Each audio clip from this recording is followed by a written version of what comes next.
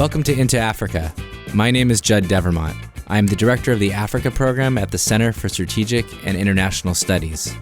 I was the National Intelligence Officer for Africa and worked at the National Security Council. This is a podcast where we talk politics and challenge paradigms. On deck today, we're counting down to Nigeria's elections. What will the results tell us about what Nigerians want for their economy and security? Next, we'll discuss the violent insurgency in northern Mozambique.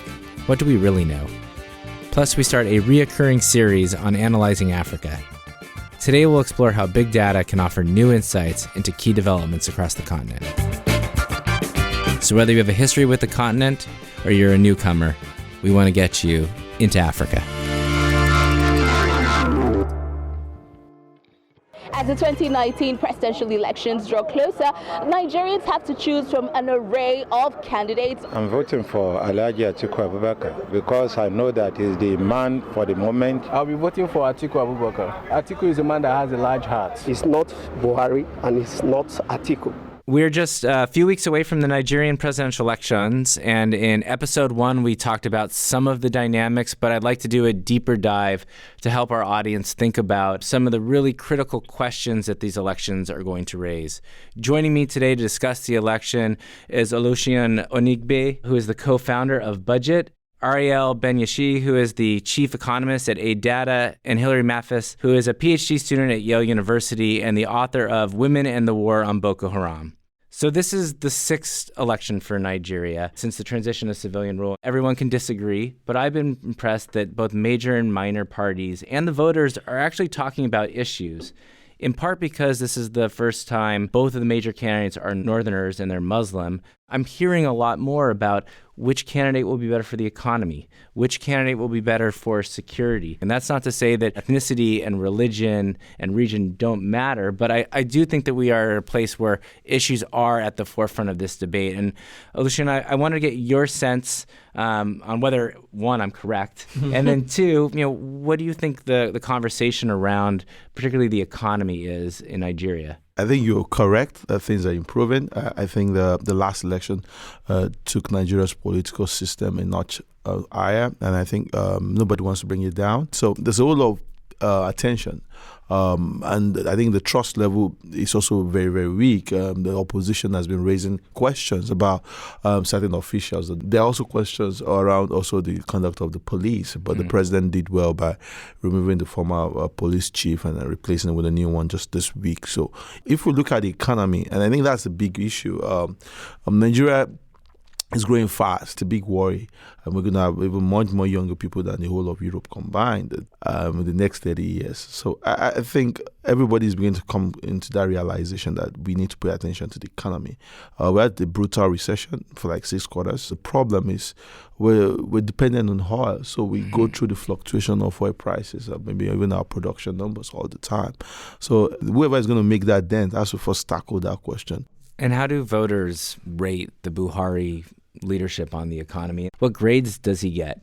It's not been great. If things were addressed in his administration, we waited 8 months to get a minister. He waited 1 year to appoint, to get them to settle down and get his first budget running. All that 1 year was wasted. But I think he's put his own attention on infrastructure and also a bit of social investment programs like jobs.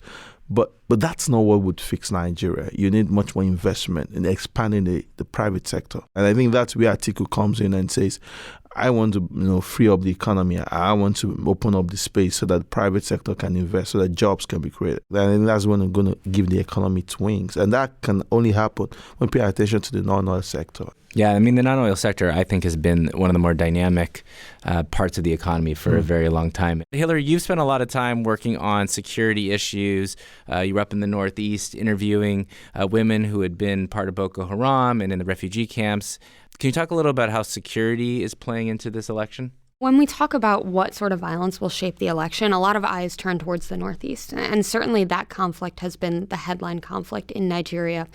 So before delving into how I think violence in the Northeast will manifest during this election and how it'll potentially shape the voting, I think it's really important to highlight that that's not just the only crisis. this long-term trend of middle belt violence, communal violence. It's often described along ethnic or religious lines, but is fundamentally about control over resources and is thus a really political conflict. Also has the potential to shape who feels comfortable voting, when and where, and could have ramifications for the election. More towards the country's south, I worked with the Global Initiative Against Transnational Organized Crime to produce a report about targeted killings in Nigeria. And there, too, we found, really strong political overtones, not just in who was targeted, but also in how political affiliations drove violence. No, I'm really glad you did that. I think the north central region that you talked about, the Middle Belt, is a big question on whether or not they'll vote for Atiku or Buhari. And I think the Southwest is also a place that perhaps is up for grabs. If you're talking about one region that is feeling maybe disillusioned with the economic stewardship, you've got a perfect example of economic issues and security issues overlaying nicely with the election. But in the Northeast, which is where our audience probably thinks first, what's your take? In recent weeks has been a really troubling trend in the Northeast in which we've seen elements of Boko Haram overrun military bases. And that's really kind of disheartening, particularly if you're a supporter of Buhari, who has, campaigned on his image as being a military man and who's made defeating Boko Haram a central campaign promise. Of Boko Haram's violence in these recent weeks might prevent people from gathering in these areas to queue to vote, simply because that's a really appealing target. The other issue that we have to contend with is voting amongst displaced people and Nigeria's regulations about having to vote in the areas in which you're indigenous. But if the government isn't taking proactive steps to ensure that the displaced populations are capable of voting, then that's certainly going to be an issue. Stepping back, I think whoever wins this election, it's going to pivot on whether or not the Nigerian people see it as a change election or not. Whether or not they decide that Buhari has not been a good steward of the economy and security and decide they need a change, or they're not interested in what Atiku's offering and they believe steady is the course with Buhari.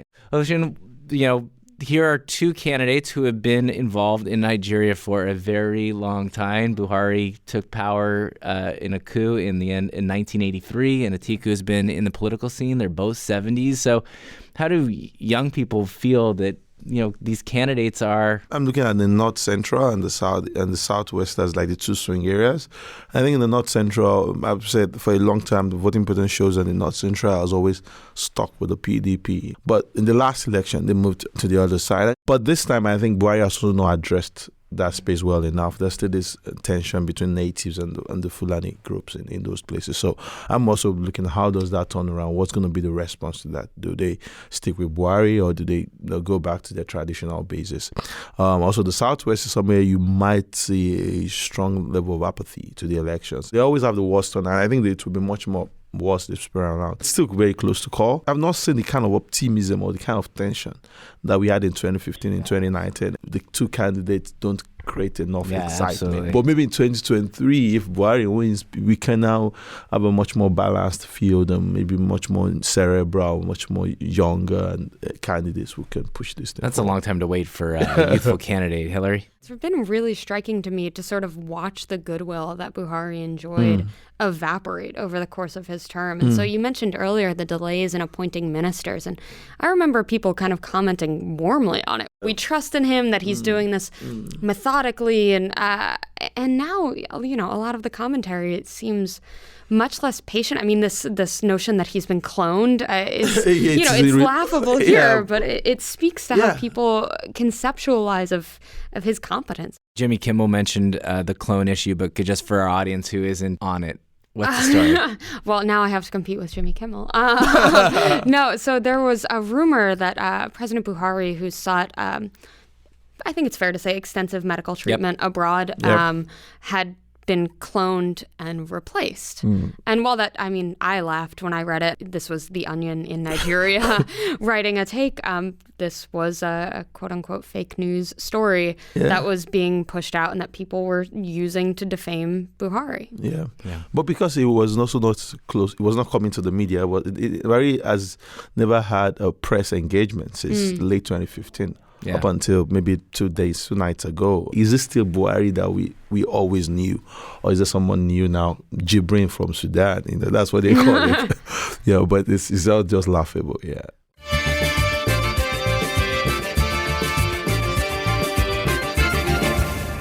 Over the past year, more than 100 people have been killed in a growing jihadist insurgency. The militants are reportedly trying to impose Sharia law in the majority Muslim province. There's been a serious outbreak of violence in northern Mozambique. There's debates on what even they call themselves, whether it's Al-Shabaab, which is just Arabic for the youth, not necessarily the Somali version of Al-Shabaab, or Al-Sunnah wa Jama'ah. This group has conducted more than 80 attacks. There's been 194 dead, 342 injured, 750 houses sacked or burned in 7 districts, and those numbers probably need to be updated. My view is the best way to think about it is not only to get granular evidence, but to think about it in a comparative sense. So Hilary and I have both worked on Boko Haram, and I thought, Hilary, you could talk to us a little bit about what are the things that you have learned about an insurgency in an area that is politically, geographically marginalized. The events in northern Mozambique have been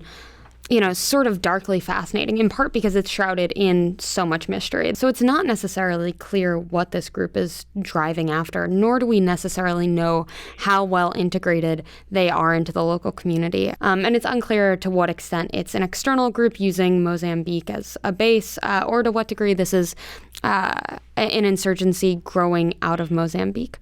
Regardless, we can look at Boko Haram and other jihadist insurgencies in West Africa more generally to understand what we should be looking for as to whether or not they'll try and ingratiate themselves into the local community, and to what extent they'll be using the local community in order to support themselves. And so we should really be turning our eye to the region to see, is this a group that's going to provide for socioeconomic opportunities for the most marginalized within that region?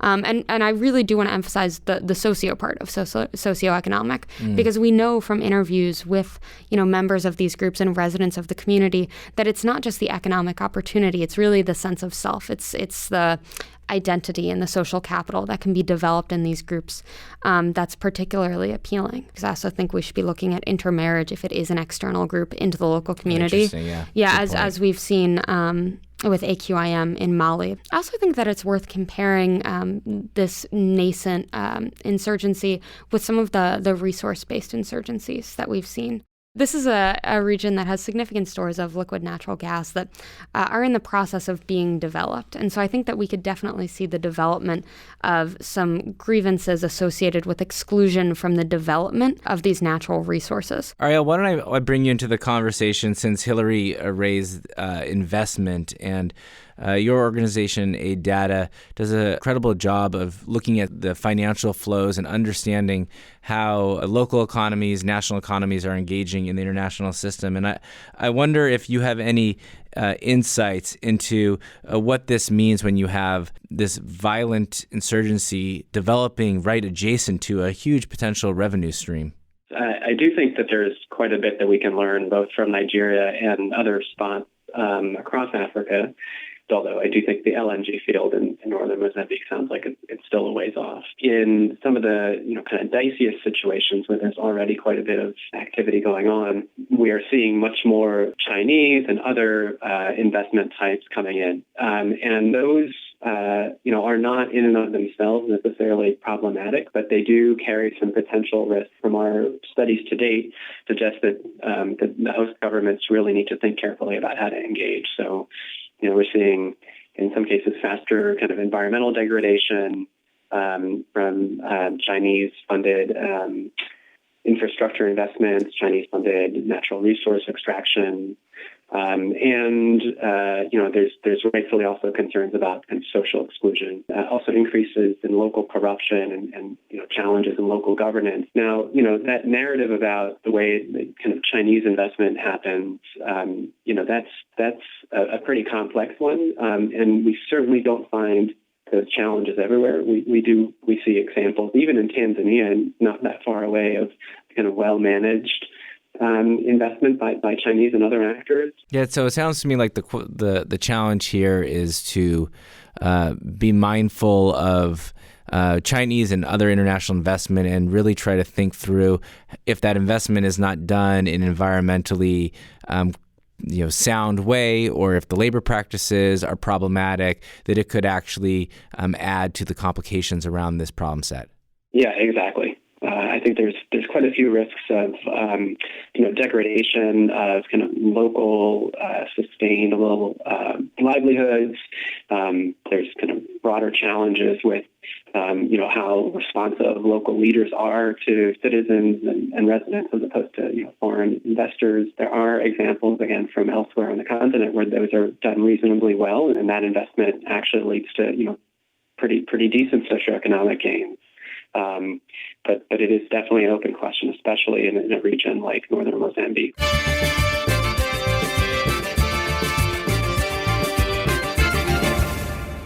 I want to move to our big topic for today. This is the first in an occasional series on analyzing Africa. This is a topic that is near and dear to me. Prior to joining CSIS, I was a government analyst who worked exclusively on Africa. And so thinking about how do we understand this complex continent, how do we leverage the best insights available, both from data, historical case studies, cultural studies, and then conveying it to very busy people who either know a lot about Africa or who are generalists and have to get that elevator brief and then move on and make decisions. Our guests today work for organizations or have personal expertise that I think can shed a light for our audience on how do you think about big data? How do you think about the information that is accessible now through organizations such as AidData, such as BudgIT? The work that you consistently do, I think, has shed a light on fiscal transparency in Nigeria, which certainly needs a light shine. So if you could talk us a little bit about your organization and why it's unique and what impact it's having on Nigeria. Submitting an idea on how do we simplify government budgets for people. Because the budget was just there on the budget office website, nobody was engaged, nobody paid attention to it. I feel like we can use our creative and technology tools to simplify it and find channels to share it with people. And that's how we started in 2011. We've grown bigger than that, so we do much work on project tracking now in 22 states in Nigeria, going around and tracking public projects. We also do some work on extractive transparency. We also do some work on institutional engagement, so support government, press, civil society on deepening transparency in Nigeria. So what we have, our thesis is that if we give people information in a very simplified way, irrespective of their literacy status, economic status, or even interest in governance, they should be able to make sense out of it and take it from wherever state it is and ask questions and demand accountability. And the impact we've been having has been great. So in Nigeria, one of the things we've done is we run campaigns on open NAS. We did a huge campaign on getting the National Assembly to open its budget to the public.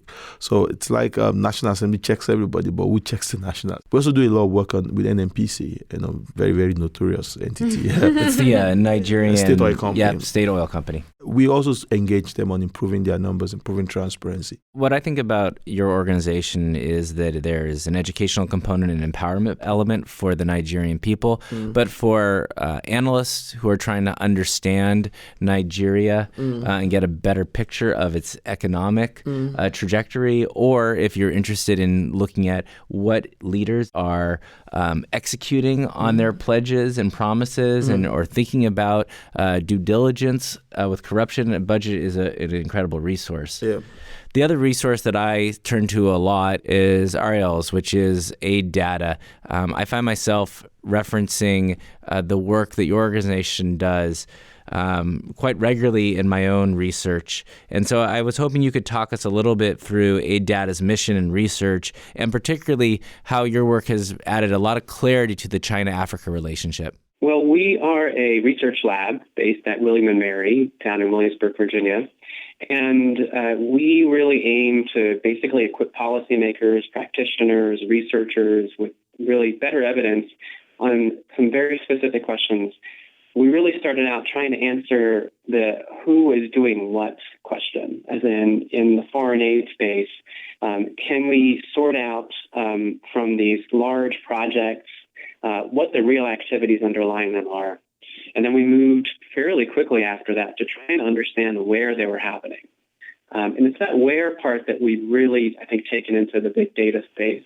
But increasingly, we're also trying to answer to what effect are all these activities being carried out. In the case of our China and Africa work, we basically have developed a methodology that gleans from open source news reports and increasingly from other proprietary databases also information about Chinese aid and investment activities. Our site now contains lots of interactive maps, downloadable data sets, all of which kind of describe the last decade or so, in some cases going back actually on nearly 2 decades of China's activities in the foreign assistance space.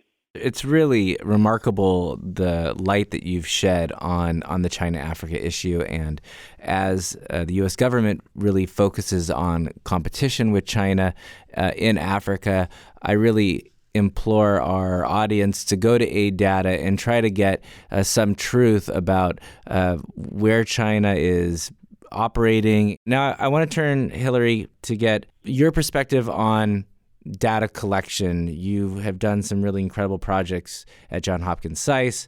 You mentioned already your work for the Global Initiative Against Transnational Organized Crime, and then you're currently an analyst at the Armed Conflict Location and Event Data Project, which is known as ACLED. So can you talk about how you approach data collection? Yeah, absolutely. I mean, I'm sitting here sort of in awe of the other two guests who run these big programs. Truly, it is like a work of art to manage this many people. On the academic front, I think a lot of us kind of cut our teeth critiquing data sets.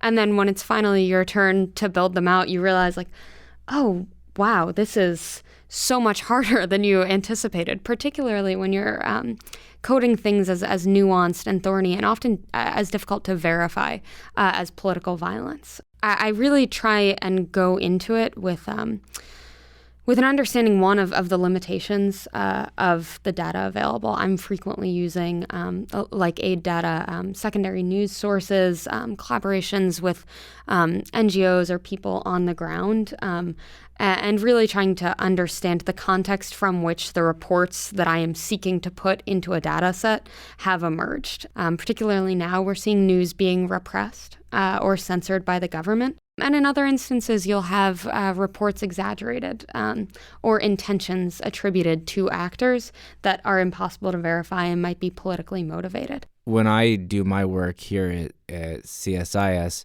I really do have to think about the context in which the data is acquired, which I think Hilary is talking about, and then also how do you augment and enrich the numbers? Yep. Because this is not, I don't believe you can be an effective analyst on Africa and just be focused on the numbers. In the same way, you can't just do the qualitative stuff. You really do need the numbers and evidence to back it up. So how do you marry up science and art to have analysis? Ariel? I think turning to data to look for, if you want, kind of counterintuitive results is a really powerful way to start your research, and then complementing it with lots of qualitative work and other styles of work on research. We sometimes get stuck in this kind of confirmatory bias of qualitative work sometimes, in which we happen to see in the news, for example, things that kind of confirm what we believed or intuited are true, while the data is sometimes harder to kind of refute and coax into those kinds of stories. In the recent study found that, in fact, Chinese foreign assistance projects in Tanzania seem to maybe even reduce deforestation outcomes, which is a good thing, and certainly runs counter to a lot of the narratives. Yeah, I love that. That's my favorite thing about sort of the data that's available to us now, and even modeling, which I'm not the biggest fan of. On the face of it, both of those things force me to really question my assumptions, to challenge the way I think about certain issues, and then sort of go back to the fundamentals and rebuild the analysis so that the argumentation is stronger and the insights are more impactful. Tracking kind of difference patterns over time when you have a set methodology becomes very powerful to see how things have changed over time. But my real answer is being aware of the significance of data gaps. And in recent years, I've turned my attention towards the issue of gender. And in a number of sub-Saharan African countries, data on gender is just so frequently missing. And so understanding the politics behind why that data might not be there and the significance for what that means for women and girls. Data is fantastic and excellent, and we need more evidence-based policy and evidence-based lobbying. But we also need to be mindful of where are there gaps and why, and what are the power of those gaps. That's really interesting. Okay, last question. Magic wand, what additional data would you love to have more of an impact in the work that you're doing? I think from my own point, spending data. So the budget is great, but you also want much more spending data on a large scale, maybe by legislation or maybe by form of executive order. I think that would make a lot of sense to say you budgeted for this, you've released this, and having it in a periodic way and in a way that's much more systematic would be helpful.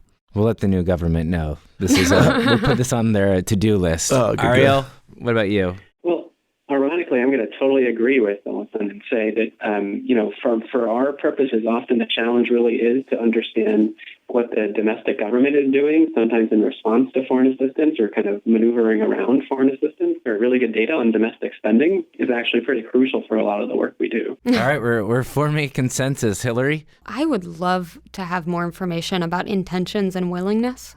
So when I was working at the Combating Terrorism Center, putting together a data set on suicide bombers in Boko Haram, oftentimes with some of the younger bombers, we would ask ourselves to what extent were they willing to do so. And I think that that's an issue that crops up a lot, particularly when you're dealing with child soldiers, but also female combatants, conscripted combatants.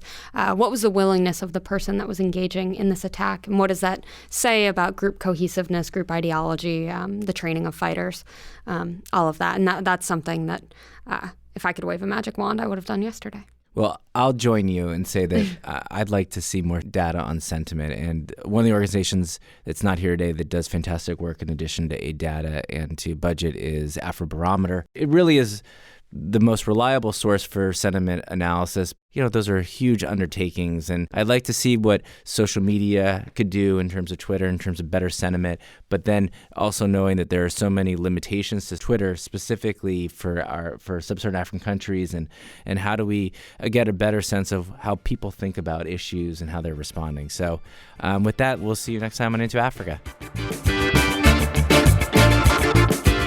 Thanks for listening. We want to have more conversations about Africa. Tell your friends, subscribe to our podcast at Apple Podcasts or wherever you find good content. You can also check out our analysis and reports at csis.org/Africa. Thanks.